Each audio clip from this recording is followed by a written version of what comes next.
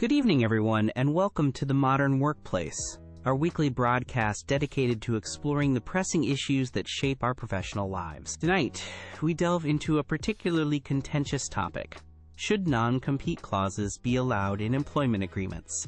These clauses, often a standard part of hiring paperwork, can have profound implications for employees and employers alike, sparking considerable debate in today's dynamic labor market. To help us navigate this complex issue, we have two distinguished guests. Sarah Miller, a passionate advocate for employee rights in the tech industry, argues against the widespread use of non-competes. Welcome, Sarah. And David Lee, an experienced business owner and entrepreneur, believes non-competes are a necessary tool for protecting business interests. Welcome, David. We'll begin with opening statements from each of our guests, followed by a rebuttal session, some direct questions from me, and finally, their closing arguments. Let's begin. Thank you, Alex. It's a pleasure to be here to discuss such a critical issue. Non-compete clauses, in essence, are contractual agreements where an employee agrees not to work for a competitor for a specific period after leaving their current job. While they might sound reasonable on the surface to some, their practical application often stifles innovation, severely limits worker mobility, and can significantly suppress wages, creating an uneven playing field. Consider employees in highly specialized fields like software engineering, scientific research, or specialized healthcare. These professionals invest years honing their skills and gaining specific experience. A non-compete can effectively bar them from using these hard-earned skills in their chosen field within a certain geographic area, or even nationally, for months or sometimes years. Imagine a talented data scientist who develops a groundbreaking algorithm for a company. If she leaves, a broad non-compete could prevent her from working for any other company that might benefit from her expertise, even if her new role doesn't involve that specific algorithm. This often forces individuals to make difficult choices, relocate their families, switch to a less suitable career path, or face a daunting period of unemployment, all while their skills may become outdated. Proponents argue non-competes protect trade secrets, but we already have robust legal mechanisms for that. Non-disclosure agreements, NDAs, and specific trade secret laws are designed to protect confidential company information effectively.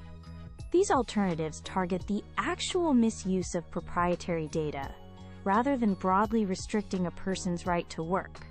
The core issue with many non-competes is that they go far beyond protecting legitimate secrets. They aim to reduce competition for talent. Ultimately, this practice harms not just individual workers, but also the broader economy. It slows down the free flow of talent and ideas, which are the lifeblood of innovation and economic dynamism. Thank you, Alex and Sarah.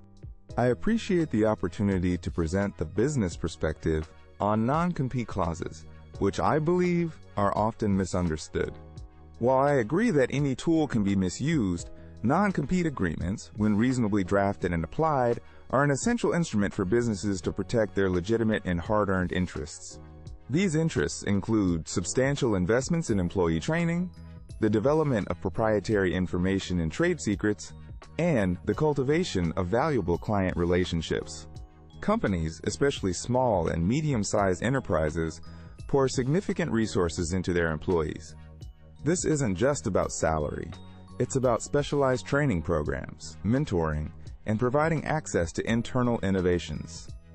A non-compete clause helps to safeguard this investment by ensuring that an employee, particularly one in a key position, doesn't immediately take this company-funded expertise and strategic knowledge directly to a competitor. Imagine the scenario where a sales executive, after months of training and access to a company's confidential client database and sales strategies, resigns and joins a direct rival the very next day. Without a non-compete, they could leverage those relationships and strategies to unfairly undermine their former employer. This isn't about stifling talent. It's about preventing unfair competitive advantages gained through privileged access. Furthermore, Non-competes are crucial for protecting genuine trade secrets and confidential business plans that go beyond what an NDA might cover, such as unpatented inventions or strategic marketing plans. Reasonable non-competes, those limited in duration, geographic scope, and the definition of what constitutes a competitor, are fair.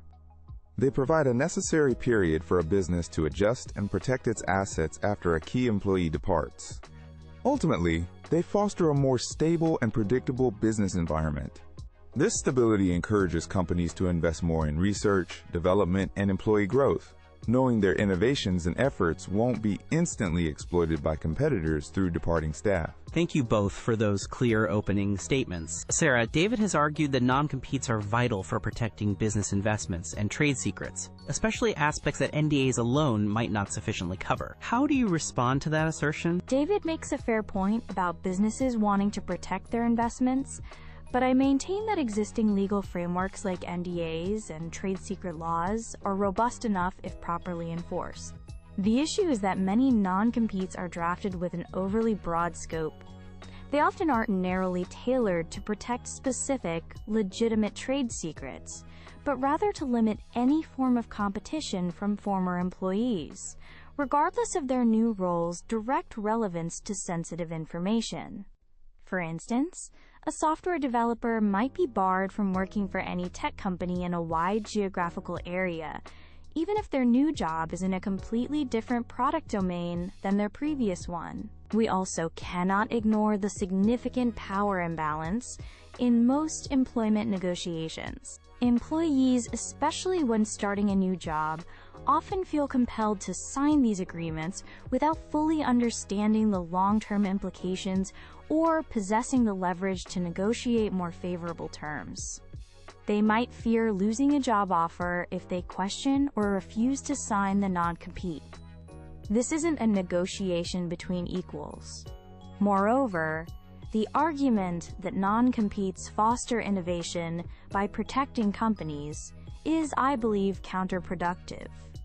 True innovation thrives in dynamic environments where talent can move, collaborate, and build upon existing knowledge across different organizations. Locking talent into specific companies can lead to stagnation and, quote, knowledge silos, ultimately hindering the broader technological and economic progress that benefits everyone. David, Sarah brings up some important counterpoints, particularly concerning the often broad nature of these clauses and the potential for them to stifle innovation and worker mobility due to power imbalances. What are your thoughts on ensuring non-competes are genuinely reasonable and don't unduly restrict employees, while still serving their protective purpose? Sarah's concerns about overly restrictive non-competes are valid, and I agree that poorly drafted or excessively broad clauses can indeed be problematic and unfair. That's not what responsible businesses advocate for. The key lies in reasonableness. A legitimate non-compete should be carefully tailored, limited in its duration, typically 6 to 12 months, or perhaps up to 2 years for very senior roles with deep strategic access.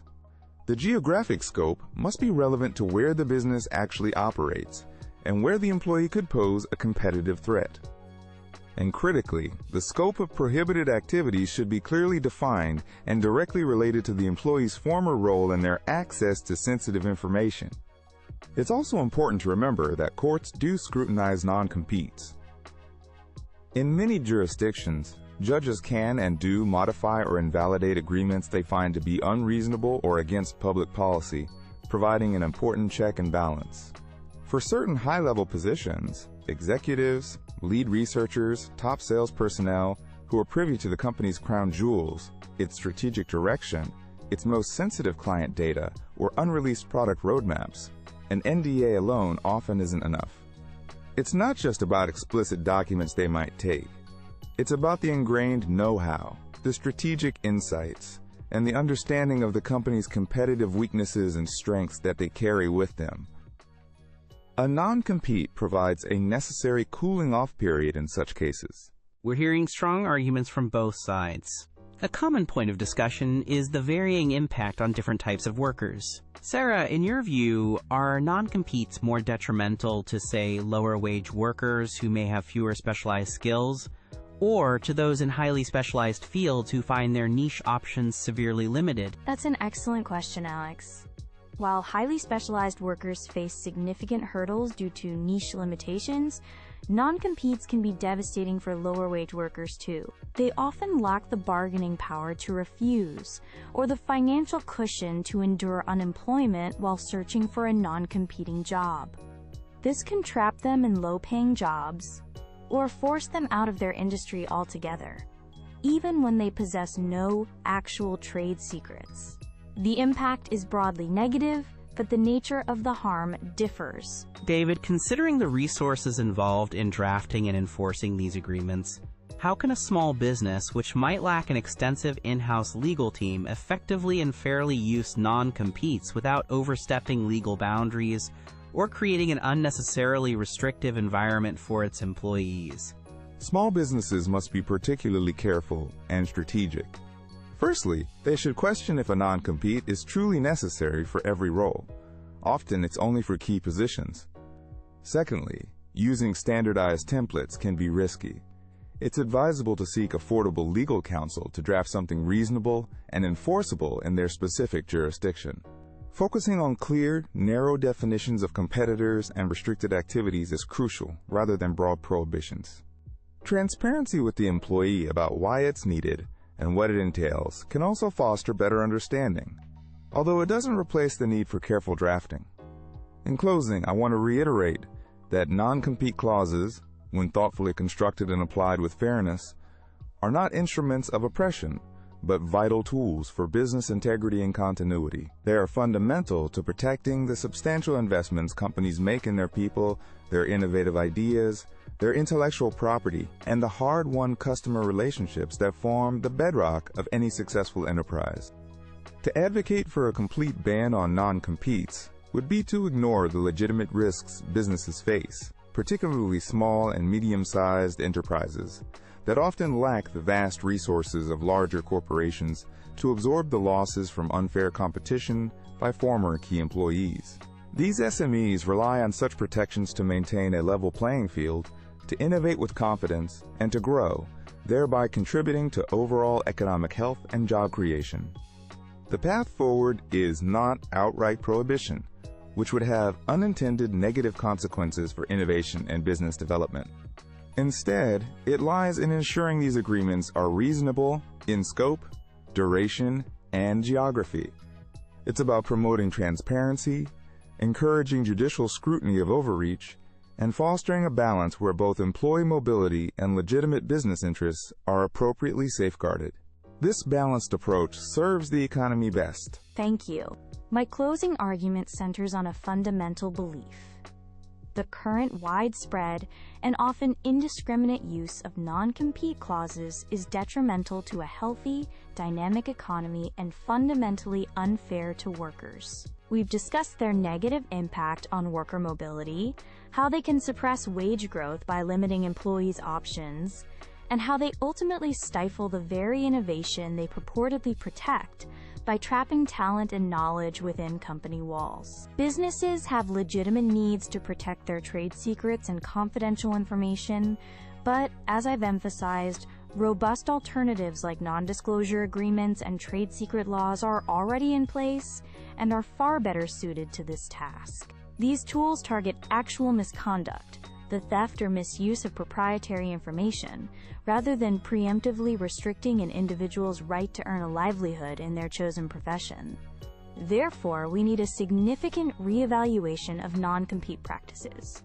This should include, at a minimum, strong legislative action to ban their use for low-wage workers and to severely restrict their scope and enforceability for others. Ideally, we should move towards a general prohibition, trusting in more targeted legal measures to protect businesses.